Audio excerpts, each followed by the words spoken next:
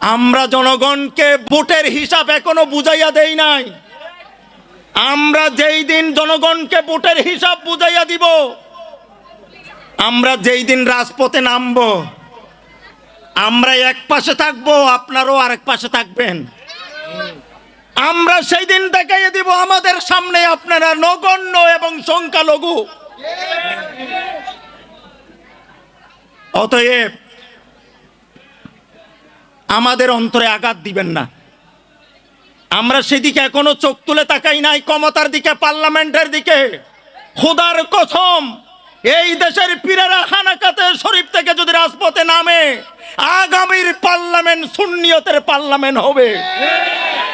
তরিকতপন্থী যারা আছে, যারা এদেশের মানুষের কাছে ইসলাম ধর্ম প্রচার করেছে, এদেশের মানুষের হাতে ছিল লাঠি। সুফিয়া ইকরাম এদেশের মানুষের হাত থেকে লাঠি নিয়ে ওই হাতে তুলে দিয়েছেন তসবিহ। কথা বলেন ঠিক কিনা?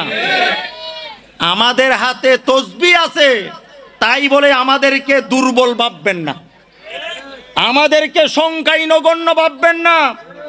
আমরা প্রমাণ করে দিয়েছি, গোটা জাতিকে আমরা জানান দিয়েছি, গোটা বিশ্ববাসীকে আমরা জানান দিয়েছি। 12ই রবিউল আউয়ালের সেই দিনে শুধুমাত্র চট্টগ্রামের জমিনে সৈয়দ মোহাম্মদ তোয়াকের শাহর নেতৃত্বে 80 লক্ষ মানুষ জমায়েত হয়েছে। কথা বলেন ঠিক কিনা? চট্টগ্রামে 80 লক্ষ মানুষ, ঢাকাতে লক্ষ লক্ষ মানুষ, নারায়ণগঞ্জে লক্ষ লক্ষ মানুষ, আল্লামা পীর বাহাদুর শাহ মুজাদ্দেদের নেতৃত্বে কুমিল্লার জমিনে লক্ষ লক্ষ মানুষ, সিলেটের জমিনে লক্ষ লক্ষ মানুষ, রাজশাহীর জমিনে লক্ষ লক্ষ মানুষ। 12ই রবিউল আউয়ালের ওই দিনে কোটি কোটি সুফিয়া ইকরাম, কোটি কোটি সুন্নি মুসলমান রাজপথেই নেমে ইয়া রাসূলুল্লাহর স্লোগান দিয়ে গোটা বিশ্ববাসীকে জানান দিয়েছে, আমরা সংখ্যায় কম নই, আমরাই নগণ্য নই, আমরা দুর্বল নই।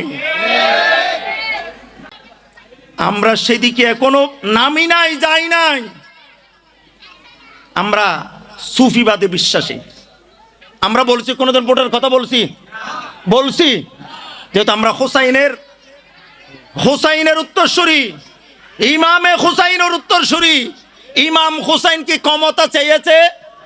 ক্ষমতার চেয়ার চেয়েছে, কিন্তু ক্ষমতা এজিদের মতো নাস্তিক, এজিদের মতো অপশক্তি ক্ষমতায় থাকুক, সেটাও কিন্তু হুসাইন চাই নাই। আমরা সেই হুসাইনের আদর্শের উত্তরসূরি আমার বাবারা ভাইরা। সুতরাং আমাদেরকে ক্যাপাবেন না। ঘুমন্ত সিংহকে ক্যাফাইলে কি অবস্থা হয় আপনারা জানেন। আমরা ঘুমন্ত সিংহ, আমাদের কাছে আমাদেরকে করতে দেন। আমরা আপনাদের কাছে ডিস্টার্ব এখনো করি নাই, করব না। কারো কাজে ডিস্টার্ব করে আমাদের দায়িত্ব নয়। আমাদের পীর, আমাদের মুর্শেদ, আমাদের ওস্তাদ, আমাদের গুরু কারো কাজে ডিস্টার্ব এটা আমাদেরকে শিক্ষা দেয়নি। আপনারা আপনাদের কাজ করেন, আমাদেরকে আমাদের কাজগুলো করার।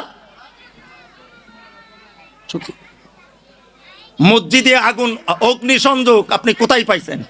কোন ইসলামে আছে? আমি সেদিকে আর যাচ্ছি না। আল্লাহ হেদায়েত দান করুক, আমিন বলুন।